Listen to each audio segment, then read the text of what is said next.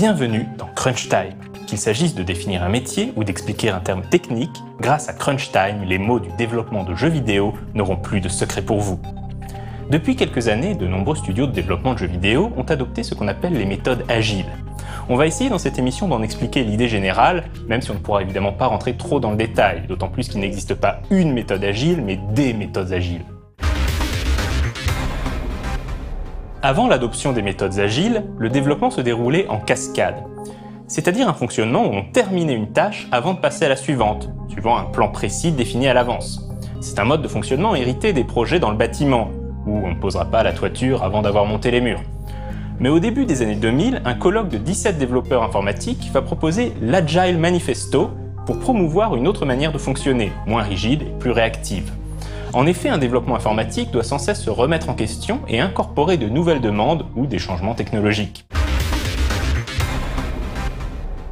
Les méthodes agiles reposent donc sur l'idée d'adaptabilité, avec des développements divisés en cycles itératifs courts, en général quelques semaines. Le développeur cherche à proposer un logiciel fonctionnel le plus tôt possible, afin de pouvoir commencer à le tester au plus vite et donc identifier rapidement les points à améliorer, voire à repenser. On fait donc passer le software avant la documentation, au contraire des anciennes méthodes où on écrivait toutes les spécifications avant de commencer à développer.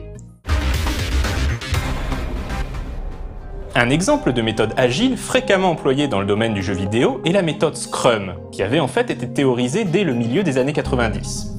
Je vais me permettre de paraphraser Wikipédia qui propose une définition que je trouve simple et claire.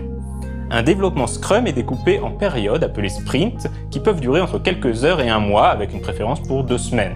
Chaque sprint commence par une estimation suivie d'une planification opérationnelle. Le sprint se termine par une démonstration de ce qui a été achevé. Avant de démarrer un nouveau sprint, l'équipe réalise une rétrospective. Cette technique analyse le déroulement du sprint achevé afin d'améliorer ses pratiques. Un point important et malheureusement souvent mal compris des méthodes agiles est qu'elles demandent une collaboration permanente entre le développeur et son mandataire ou son client. Chaque itération est envoyée au client afin d'avoir son feedback et de s'adapter en conséquence.